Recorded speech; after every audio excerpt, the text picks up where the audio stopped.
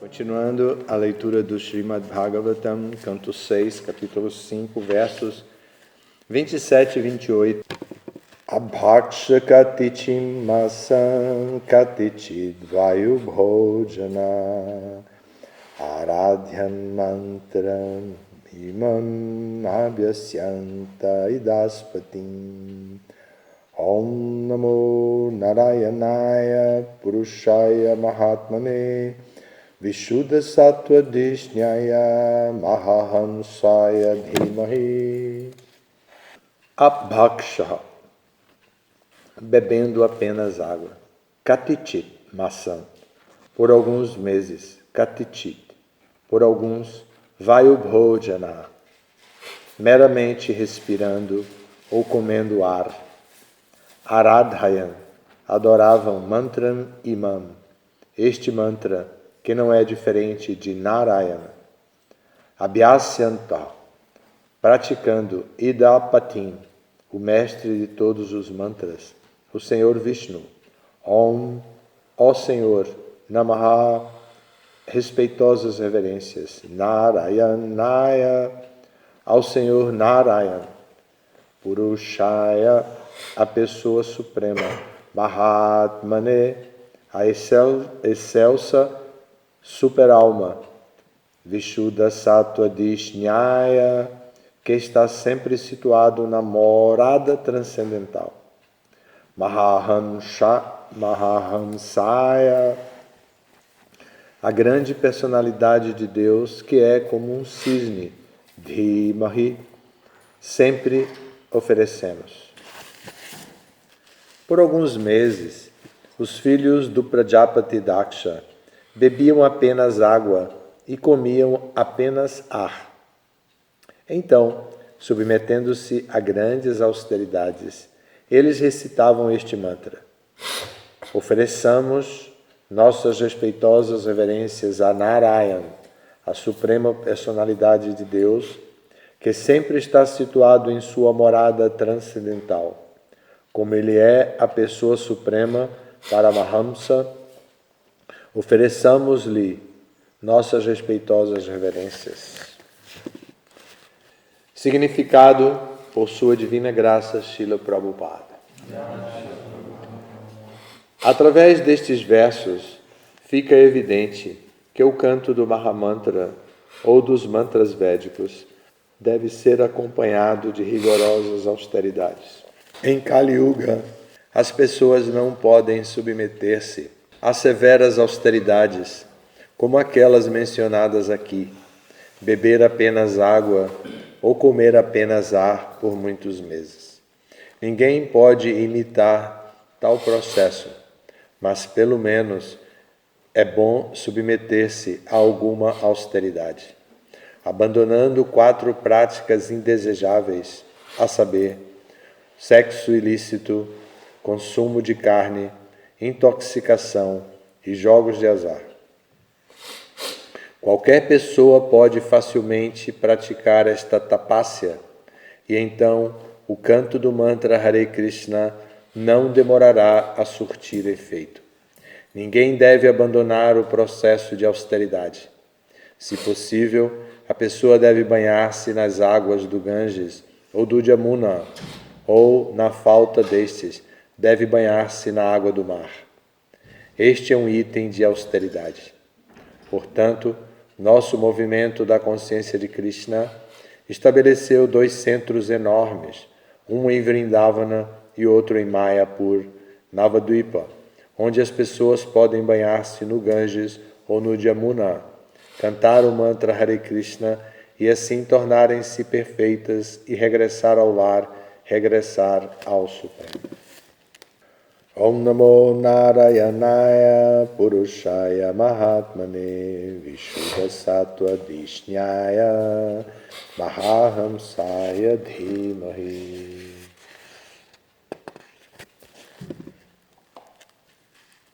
Ofereçamos nossas respeitosas reverências a Narayana, a suprema personalidade de Deus, que sempre está situado em sua morada transcendental. Como ele é a pessoa suprema, Paramahamsa, Ofereçamos-lhe nossas respeitosas reverências. Aqui então é revelado o mantra que os Shavalashvas, os filhos de Daksha, os 1000 filhos de Daksha, que estavam fazendo austeridades no lago Narayana Saras,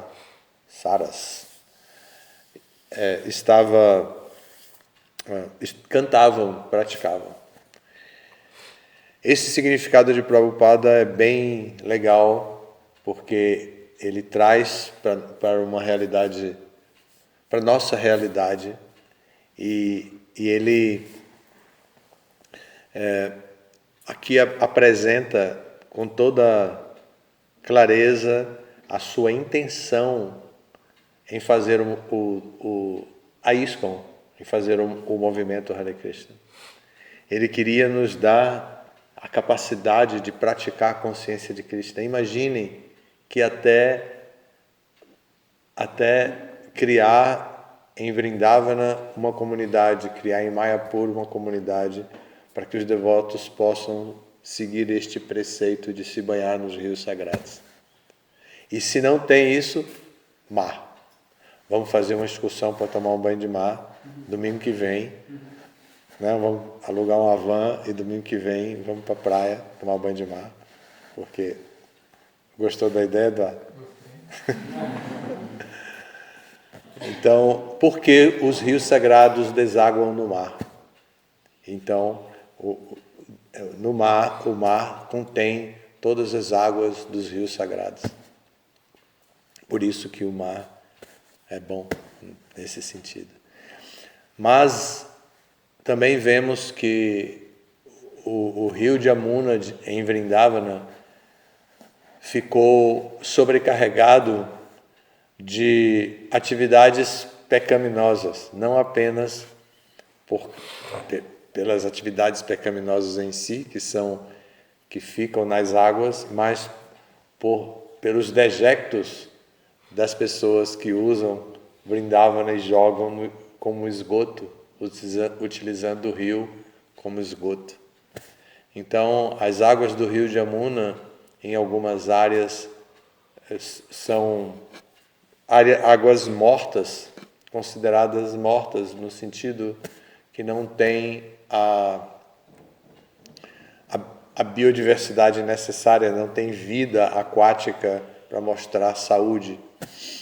E quando eu fui a primeira vez, a gente via as tartarugas, os peixes assim na beira dos ghats, elas vinham assim com muita facilidade. Hoje a gente já não vê assim tanto isso, mas existe um movimento importante de ecologia sendo feito, tudo para poder purificar as águas do Yamuna, ter esgoto legal, tudo assim. É bem interessante que isso esteja acontecendo. A quantidade de peregrinos em Vrindavana é muito grande. Quando o Daruka foi, acho que a primeira vez com esse nariz transcendental dele, que é alérgico sempre, ele me disse: eu sempre dizia que minha alergia era alergia ao mundo material. Estou aqui em Vrindavana respirando toda a poeira de Vrindavana, porque não tinha ainda asfalto. No Parikrama, aquela poeira levantava e ele disse que respirava tudo e não estava com alergia. Então está comprovado que a alergia era ao mundo material. Coisas assim das realizações dos devotos nesse intercâmbio entre o que é material e o que é espiritual. Os devotos nessa luta, essa mesma luta é a luta de Prabhupada. Então Prabhupada fez um centro em Mayapur, Navadvipa, e fez outro em Vrindavana com esse propósito. Então,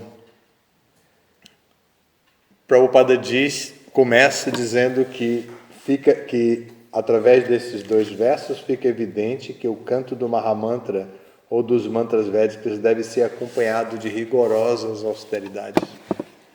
Primeiro é só cantar, mas depois a pessoa pode pensar: como eu posso aprimorar meu canto? Aí vem as respostas. as austeridades. No passado, as austeridades eram muito grandes, eram muito intensas, complexas. Então, agora as austeridades, de acordo com o Prabhupada, são muito simples. Não comer carne, peixe, ovos, não se intoxicar, não praticar sexo ilícito, não praticar jogos de azar. O Prabhupada diz que isso é mole. E a gente tem dificuldade com todas essas coisas. Mas é muito interessante ver quando os devotos vão viajar, ou às vezes vão simplesmente na cidade e levam uma marmita para comer, só para não comer boga, para não simplesmente chegar e tomar um café com leite, pão com manteiga, que chamava média, agora eu não sei como é. Isso é coisa da época da criação do samba. Então, mas os devotos têm um maior cuidado em que comer. E às vezes eles têm até umas lancheiras, pequenas ou grandes, depende do sujeito. Se for pita, é bem grande. Se for outras, então é um pouquinho menor. Mas anda com aquilo pendurado no pescoço como se fosse uma chila, alguma coisa assim. Não brincam com isso. Por quê? Porque não querem se submeter a comer carne, peixe e ovos. Não querem se submeter a o sistema opressivo do mundo material que nos obriga a fazer automaticamente tudo que todo mundo faz. Fazer a diferença não é mole. O Prabhupada diz que é fácil, porque ele criou com a sua instituição um monte de coisa, mas fazer a diferença não é fácil. Todas as comodidades e facilidades que nós temos é para a mesmice. Cuidar da sobrevivência, cuidar do amor, cuidar da autoestima. A gente fica nessa o tempo inteiro, ciclicamente, mas não sai assim, vou deixar isso. Se perder alguma coisa, perdeu. Vou adiante, eu quero fazer a diferença nesse mundo. O Prabhupada deu a missão para a gente fazer a diferença cuidando da missão dele. E assim a gente tem projetos diferentes, tem muitos, variados projetos que podem atrair a nossa atenção de acordo com a nossa vocação, com a nossa inclinação. E os devotos continuam quebrando a cabeça. Os devotos estão ficando idosos, já estão andando com dificuldade. Um tem problema de joelho, não é porque joga futebol, não. Tem problema de joelho porque as artroses da velhice, não sei o quê, vão se estabelecendo. Alguns andam já com uma bengala para poder melhorar seu caminhar, mas ainda estão quebrando a cabeça para inventar uma maneira de atrair as pessoas para a missão de Prabhupada. Então aí se cria um monte de coisa. Loft e Centro Cultural não sei de quê, Krishna West, um monte de situações assim. O que é que vamos fazer para atrair as pessoas, para as pessoas despertarem para a missão de Prabhupada, para a realidade transcendental que está além das evidências que estão aqui a um palmo do nosso nariz, as necessidades de dinheiro, a necessidade de afeto, a necessidade de prestígio. Não estou falando do chocolate, não. Então, todas essas necessidades humanas, o que é que eu vou fazer para ficar além disso? Além dessa correria por dinheiro, essa correria por afeto, tem que o tempo inteiro ser amado e amar e amar e amar. Se a pessoa fica sem amor, sofre terrivelmente. Não tenho nenhum amor, ninguém me ama, ninguém me quer, ó dor, ó vida. A poesia é só essa, poesia da lamentação, porque não tem amor, porque não é querido, não é amado. É muito difícil. É muito raro alguém pensar, Não tenho nenhum amor, estou livre, posso investir em algo diferente, posso fazer algo diferente, meu coração é livre, posso, ou pelo menos dizer, meu coração está livre, né? Posso fazer algo diferente e fazer, e meter a cara e fazer, mesmo que quebre a cara. A pessoa está o tempo inteiro pensando como eu posso organizar minha vida para eu ser amado, para eu amar, para eu viver nessa relação de afeto, assim, não me sentir carente de afeto. E a pessoa vai e passa todos os dias do mês, todos os anos, todos os meses do ano, todos os anos da vida em busca da mesmice. Não adota uma austeridade e que possa transformá-lo, Entra crise, ele vai na crise, sofre, depois se conforma e volta para sobrevivência, afetividade e autoestima. Sobrevivência, afetividade e autoestima. Daqui a pouco outra crise, de novo entre crise, parece que vai se transformar, de novo, sobrevivência, afetividade e autoestima. Fica nessa as necessidades mais básicas da vida. Dinheiro e tal, né? Mas fazer a diferença exige austeridade. Então, o Prabhupada deu a austeridade básica dentro da missão dele e nos livrou da responsabilidade de seguir os passos exatos dessas grandes personalidades que são nossos irmãos espirituais, porque eles são discípulos de Narada Muni. Narada Muni é um mestre espiritual da nossa corrente de sucessão discipular. Então, eles são da nossa família.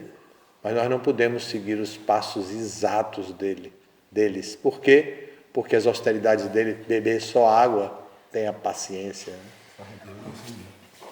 Sarradeva consegue. Conseguiu, né? Pelo menos 21 dias, né? Beber só água e comer ar. Já pensou?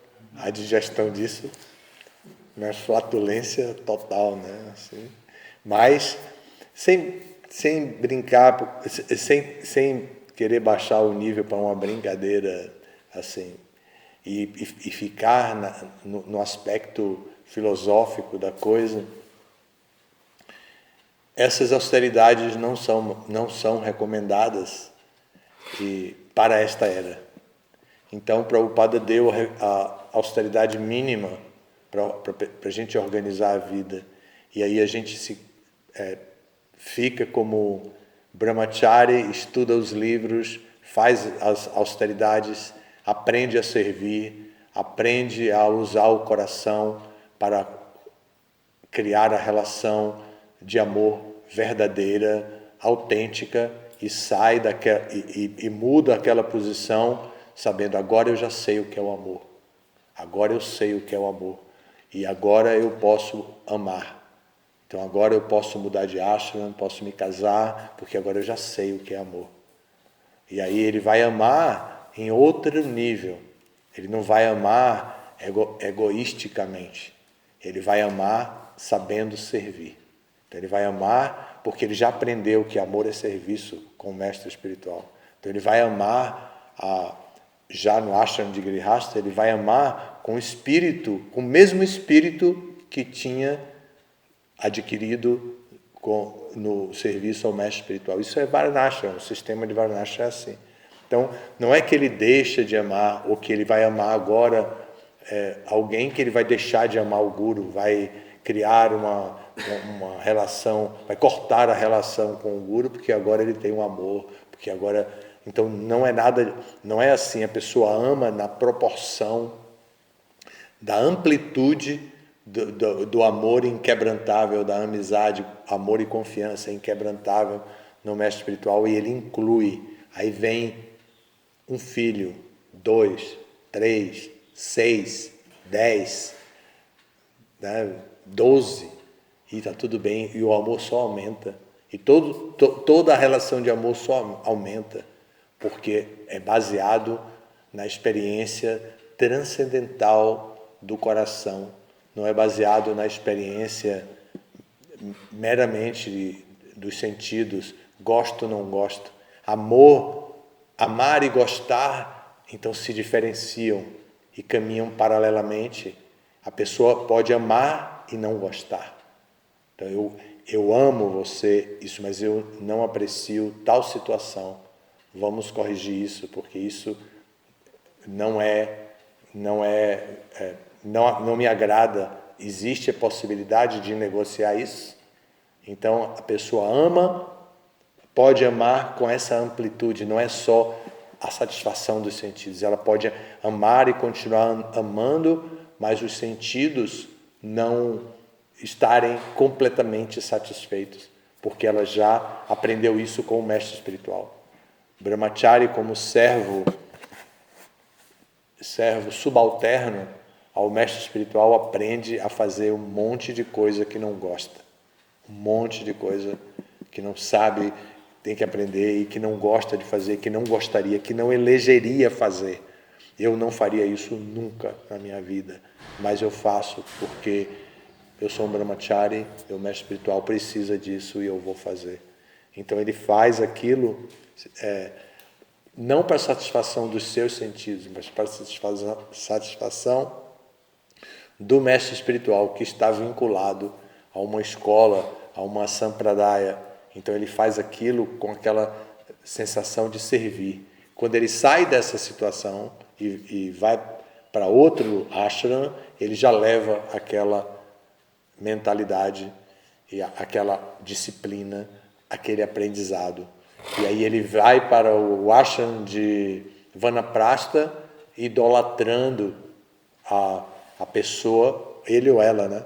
Idolatrando a pessoa que conviveram, com uma gratidão imensa na idade adulta do casamento, uma gratidão imensa pela pessoa com a qual ele compartilhou aquele amor, comportamento durante toda a sua vida de casado. 40 anos de casado, 50 anos de casado, ele compartilhou aquela amizade naquele nível, no mesmo nível do mestre espiritual. E então a gratidão do Vanaprastha pela outra pessoa é completa e restrita. Aí ele passa para o ashram de sannyasi. É bem velhinho, né? Não chega a esse nível de idade assim, mas então ele passa para o ashram de sannyasi com a capacidade de amar toda a biodiversidade existente. Então, ele é capaz de, provavelmente isso já aconteceu com muita gente, de salvar uma formiga que está patinando na pia do banheiro. E ele sabe, se eu abrir a torneira, ela já era, vai entrar pelo esgoto, então eu tenho que tirar aqui. Aí pega um pedaço de papel higiênico, põe, a formiga sobe, aí cuidadosamente tira a formiga da bacia, da pia do banheiro. E porque o amor pelas entidades vivas, de um modo geral, se torna serviço. Então ele observa toda a biodiversidade, ele observa a ignorância das pessoas na rua e pensa como eu posso ajudar essas pessoas a conhecerem Krishna? O que eu posso fazer? Então ele pensa, meu mestre espiritual, Prabhupada, na minha corrente discipular, Prabhupada escreveu livros e disse que distribuísse os livros. Vou distribuir livros para salvar essas pessoas. Eu vou distribuir livros para despertar essas pessoas. Eu não posso, se eu me aproximar, ela pode entrar em choque comigo, porque ela está fechada, aprendeu a resistir, ela olha para outra pessoa já pensando, essa outra pessoa pode ser um agressor e pode me ferir, eu posso me machucar, eu posso me dar mal com essa pessoa. Então, eu estou fechado para ela. Então, eu não consigo dizer para ela, amigo, uma palavra para a sua autorrealização. Eu não posso dizer isso, mas eu posso dar um livro e esse livro pode acompanhá-la em algum lugar e que ela possa abrir, folhear e se encantar com alguma frase, alguma palavra, alguma foto.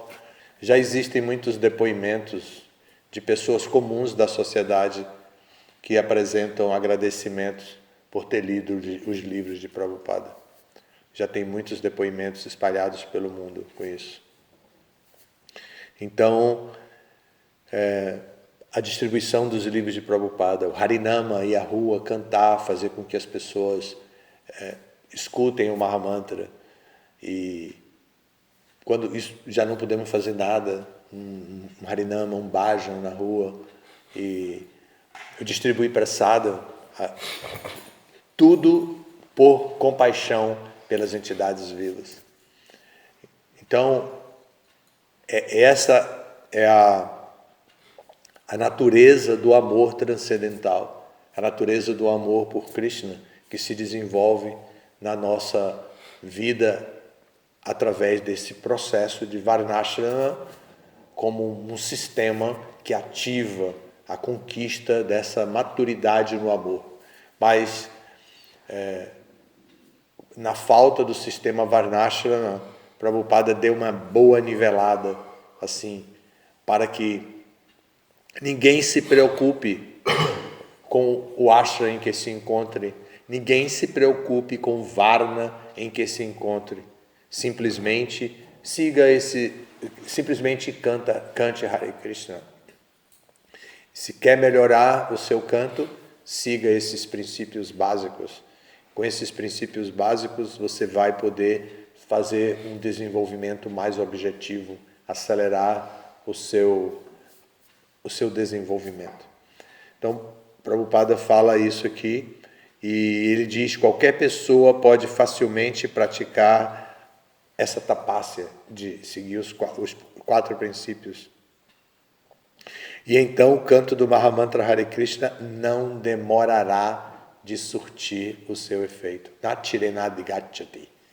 Natirena Digachati é sem demora. Sem demora será conquistado. Natirena Digachati. Então, é isso que Prabhupada está dizendo aqui. Krishna usa essa expressão no Bhagavad Gita também para Arjuna, quando fala sobre a importância do serviço devocional. Krishna diz que fazendo assim, Natirena Adigachati. Então, o tema aqui é esse, é o cantar do Mahamantra, é reproduzir facilidades para as pessoas ao ponto de ter ashram em Mayapur para as pessoas poderem tomar banho no Rio Ganges. Ter ashram em Vrindavana para as pessoas poderem tomar banho no Jamuna.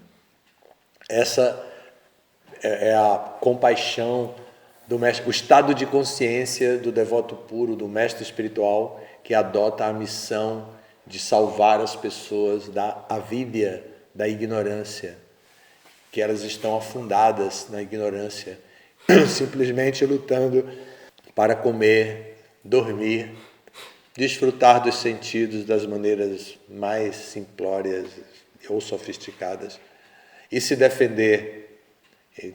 Então, Prabhupada cria uma missão em que as pessoas possam sair dessa mesmice e fazer a diferença. Fazer a diferença rapidamente, saindo da influência do sistema sobre nós, o sistema materialista. Ele pode ser comunista, pode ser socialista, pode ser capitalista, não importa. Qualquer sistema político vai nos impressionar a ser materialista. A tendência é essa. Não haverá um processo para nós nos transformarmos em pessoas, em transcendentalistas. Este processo vem na embalagem da tapasya. Tem que aceitar a responsabilidade. Não é natural. Vida espiritual não é natural. A vida espiritual só se estabelece na nossa rotina, na nossa conduta, se realmente aceitamos a tapasya. Aí sim ela se estabelece e frutifica e apresenta seus frutos. se há tapácia. Se não há tapácia, não vai vingar. Você pode ouvir o Mahamantra, um Harinama passou na esquina e estava cantando a melodia certa, né? A melodia curta que dá para escutar, não aquelas melodias bengalis que começa com uma sílaba do Mahamantra e leva 2 quarteirões na mesma sílaba. E depois na próxima, aí que vem a segunda sílaba. Então a última sílaba do Mahamantra vai estar lá 3 quilômetros depois. E a pessoa, ninguém ouviu, só ouviu uma sílaba. Mas aquela melodia que o mantra é cantado curtinho e todo mundo escuta, ela pode ouvir, ficar feliz, bater palma, acompanhar, andar o quarteirão ouvindo, respirar aquilo, levar para o seu escritório e tal, e depois esquecer e levar a sua vida comum, ignorante. Isso pode acontecer e vai ser muito bom para ela escutar. Mas quantas e quantas vidas ela precisará para poder assumir a responsabilidade pelo que ela escutou? Quantas vidas ela vai precisar? Ninguém sabe, porque isso vai direto para o reservatório de Punya. É diferente. No nosso caso, a prática de Bhakti Yoga recomendada pela Associação Discipular não é Punya, meramente Punya. É transformadora. Não é só atividade piedosa. É transformadora, é atividade transcendental. A karma não produz resultado. Então ela se liberta. Quando ela chega na hora da morte, ela não tem nada, nenhuma bagagem diante de Yamaraj. Ela não tem nenhuma bagagem. Yamaraj diz, pensei que você tinha uma bagagem, mandei meus Yamadutas aqui, mas estou vendo que você está pronto para ir com os Vishnudutas. Porque os Vishnudutas, no aeroplano dele, não pode levar bagagem. Mas eu posso levar, eu tenho um caminhão, eu tenho carreta, se quiser ir com a gente, pode trazer a bagagem que quiser. Mas com os Vishnudutas não, você vai nesse aeroplanozinho aí. Então, depois que os Vishnudutas informam isso, e eles veem, essa pessoa está sem bagagem, não é comigo. Deixa viagem sem bagagem, é com os Vishnudutas. Então, assim, o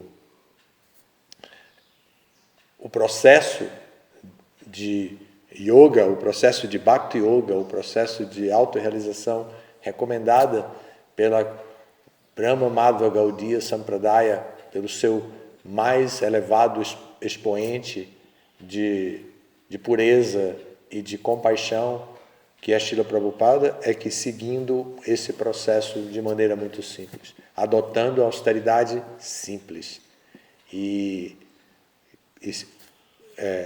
seguindo e cantando o Mahamantra Hare Krishna. Às vezes as pessoas dizem para a gente, né, que comer carne é muito difícil, deixar de comer carne, mas parece que eles nunca vieram aqui num domingo que tem lasanha no restaurante, né? Amanhã meus colegas aí que eu trouxe lá do Instituto estão convidados para comerem no restaurante, não no Praçadão. Vocês podem até cozinhar para o Praçadão, mas vão comer lá, tá? Então, são meus convidados. O Guru Krishna vai pagar.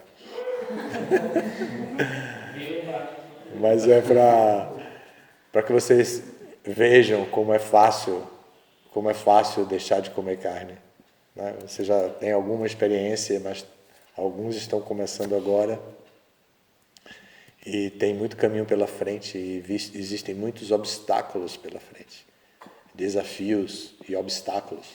E para que isso seja, que a pessoa fique forte para superar os desafios e obstáculos, é preciso experiência, conhecimento e vivência mesmo. Então é isso, se tiverem alguma pergunta. Maduro, queria que se o senhor pudesse falar um pouco mais por exemplo, a minha mãe teria facilidade com 3 dos princípios, mas os jogos de azar, por exemplo, ela não bingo. Ficaria difícil para ela se tornar de volta. Eu imagino que é mais fácil para a grande maioria das pessoas, né? Pois é, eu gostaria que você falasse um pouco das dificuldades que a gente tem em cada cada pessoa tem uma dificuldade nesses princípios.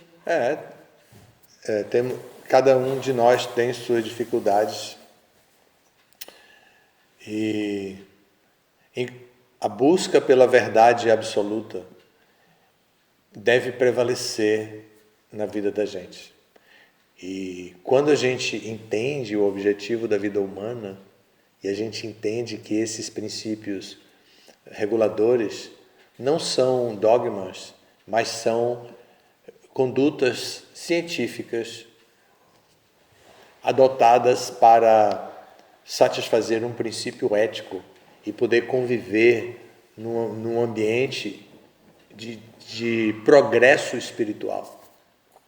Se a gente convive num ambiente onde que a ideia é progredir espiritualmente, mas as pessoas não seguem a ética adequada, essa não seguir a ética vai criar uma crise ambiental, uma crise naquele grupo, uma crise naquele coletivo ali. Então é preciso que todos estejam seguindo assim. Então nós precisamos ajustar as nossas necessidades e ao processo com tapácia, para evitar jogos de azar.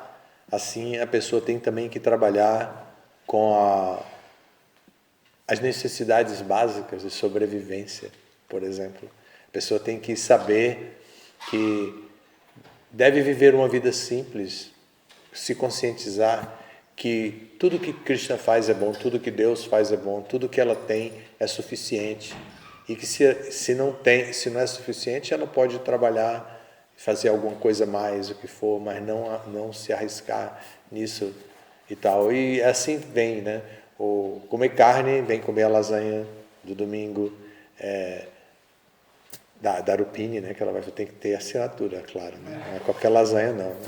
Se for você que fizer, eu não vou vir. Só pago meus amigos se for assinada, né? E para intoxicação, a pessoa tem que se livrar do modo da ignorância, tem que se conhecer a si mesmo, evitar essa busca toda e pode mergulhar no modo da paixão transcendental do movimento, trabalhar com muita garra, com muita força e também com muito conhecimento. E para evitar o sexo ilícito, ele também, além de praticar brahmacharya, que é ter uma experiência com o celibato, ele também pode organizar sua vida se casando e tendo uma família, assumindo a responsabilidade pelo prazer sexual que ele quer seguir, e não que ele quer sentir, e não simplesmente para desfrutar. Prabhupada mencionou 2 níveis de sexo ilícito. O sexo fora do casamento e o sexo para o prazer. Todos os 2 são chamados de sexo ilícito. Dentro do casamento religioso, dentro do casamento protegido,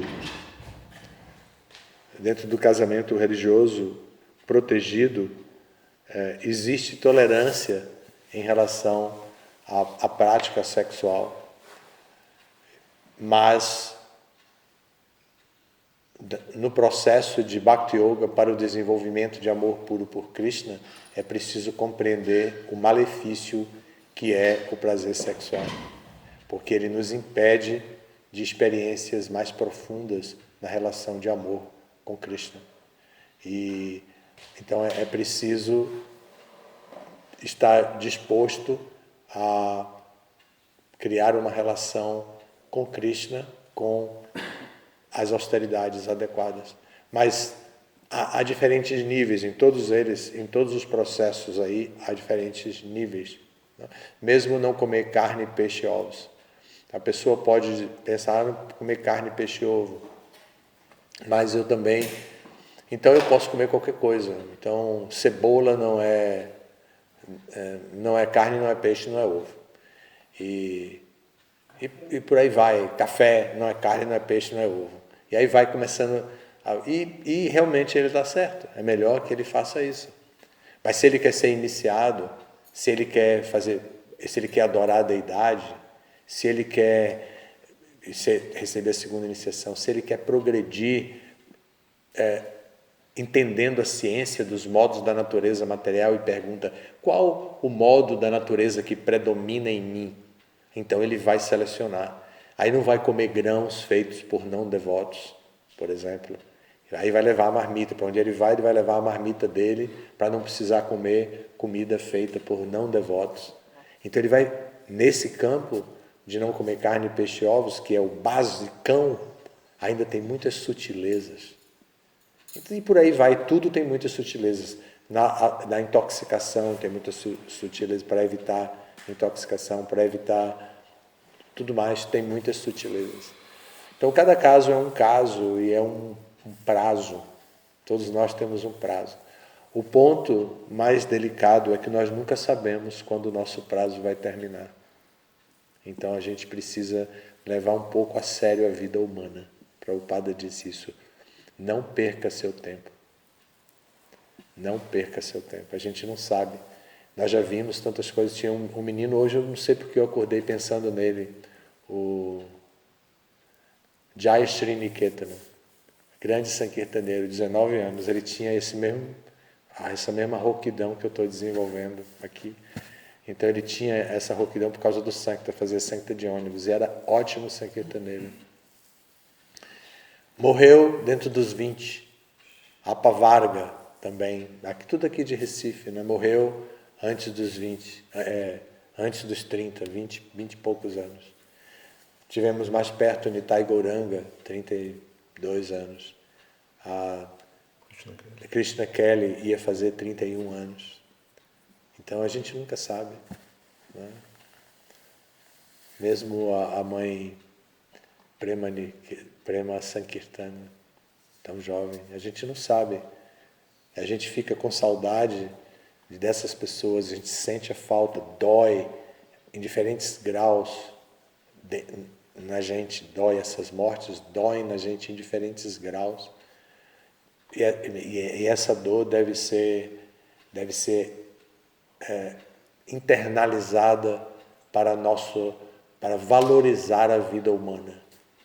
Quando nós vemos as pessoas tão queridas, tão próximas que morrem, tenho que valorizar a vida humana. Não há aviso prévio, nem sempre há aviso prévio. Quando há aviso prévio, é muito curto. Na verdade, nós já estamos em aviso prévio. Então, é preciso cuidar da vida humana. Por isso, tudo tem que ser assim como o Prabhupada deu, e a gente vai fazendo, e vai se aprimorando, e vai se associando, criando relação de amor e confiança, amizade, e dá amizade, dá amor, e expande isso, e deixa... Cada um de nós deve ser um centro multiplicador dessa energia divina do amor, um centro multiplicador dessa energia divina do amor, para que essa energia divina domine, se propague, tome conta de todo esse ambiente de guerra, ou de luta, ou de não amor.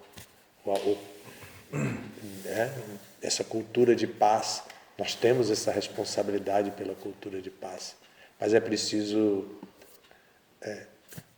ir gradualmente, passo a passo. Acho que passei, a presidente está aqui só me olhando com o olho assim. Mas eu nem olhei para ela, fiquei olhando só para os outros, não olhava para ela não mandar parar a aula. Mas chegou a hora de parar. Obrigado, todas as glórias da Srila Prabhupada.